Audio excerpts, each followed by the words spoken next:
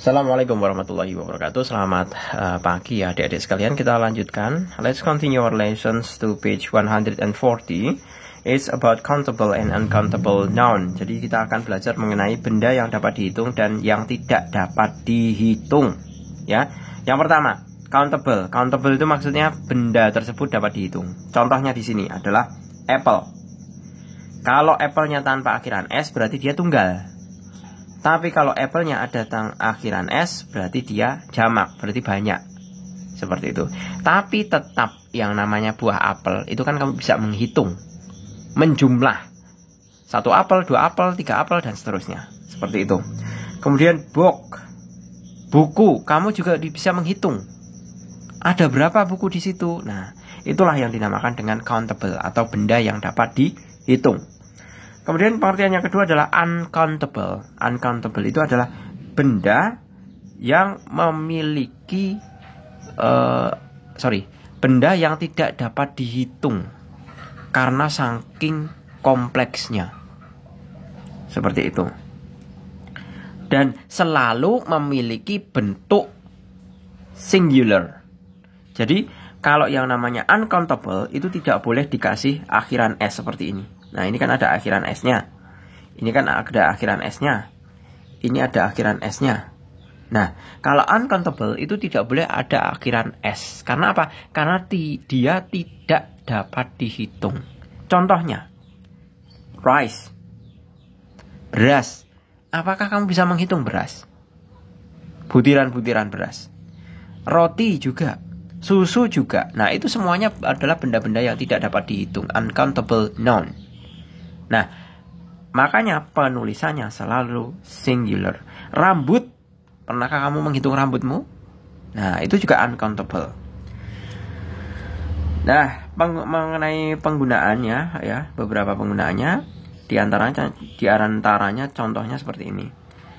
I went to buy 2 chicken. 2 chicken. Nah, ini ada akhiran S-nya. Berarti maknanya adalah 2 ayam. Berarti ini adalah countable. Tapi kalau di sini a roast chicken is my favorite meal. Nah, ini benda apa? Apakah ayamnya 1? Ini bukan. Ini adalah bentuk uncountable. Jadi ada beberapa pengecualian ya, ada beberapa kata di mana kata tersebut bisa bersifat countable maupun bersifat uncountable. Seperti itu. Nah, terus lagi seperti ini. Dalam penggunaan countable maupun uncountable, khususnya yang benda yang dapat dihitung ya, itu kita bisa menggunakan kalau bentuknya plural atau kalau bentuknya singular atau tunggal, itu kita bisa menambahkan e atau en. Ini loh. E atau en. Ya. Contohnya, there's a cafe next to the cinema. A cafe. Cafe, kamu kan bisa menghitung. Misalkan kamu berada di sebuah kota, kamu bisa menghitung jumlah kafenya berapa. Seperti itu. Oke. Selanjutnya, I often have an egg for breakfast. An, sebuah telur. Kamu kan juga bisa menghitung yang namanya butiran telur. Nah, seperti itu contoh dalam penggunaan countable atau benda-benda yang dapat dihitung. Kita bisa menambahkan awalan e atau en. Nah, sebaliknya untuk dalam bentuk singular noun, ya, singular noun itu kita bisa menambahkan some. I like some strawberries. There are some good CDs in that shop. Seperti itu. Nah, khusus untuk uncountable, benda yang tidak dapat dihitung, kita hanya bisa menggunakan some. Tidak pakai e sama en. Ya. Kalau uncountable noun pakainya some. I'm hungry, I want some food. Please buy some oil at the supermarket. Nah, seperti itu contohnya. Oke, kita coba mengenai activity 3. Countable, yang dapat dihitung. Ya, yang pertama, banana. Ya. Kemudian plate, kemudian egg, kemudian guava, kemudian book. Itu semua bisa dihitung. Jadi pisang, piring, telur, jambu, buku, itu semuanya bisa dihitung. Nah, sedangkan untuk yang uncountable adalah bread, fruit, oil, flour, money. Ya. Roti, buah, minyak, tepung, uang. Selesai. Activity 3. And then for activity 4, look at this word, which word is countable and which one is uncountable. Word C or U.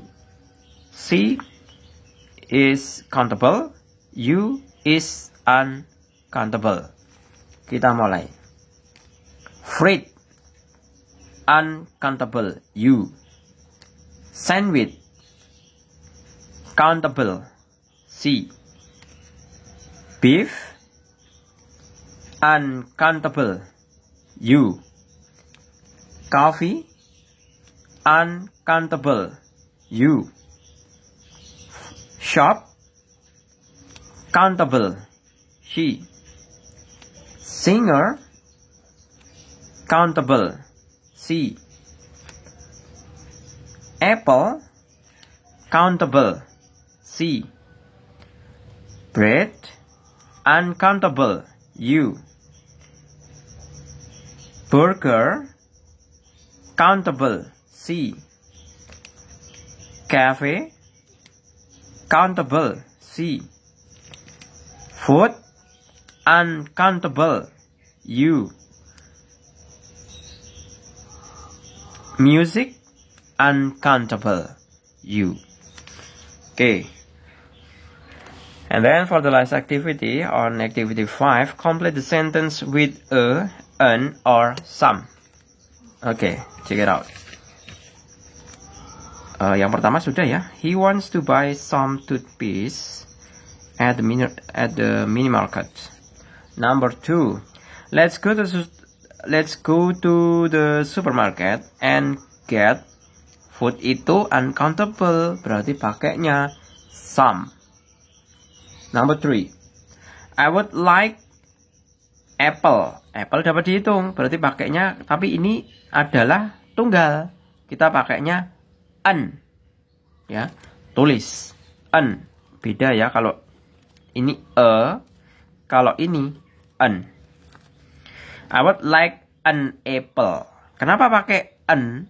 Karena ini vokal. Ya. Kalau konsonan pakainya kalau vokal pakainya an. Number 4. I've got a sandwich and some fruit. Nah, ini pakainya an sandwich. Coba dilihat ya. Tadi an apple, a sandwich. Sandwich. Nah, kelihatan kan? Ini an, ini pasti vokal. Nah, kalau ini pasti konsonan. Seperti itu penggunaannya. Ya.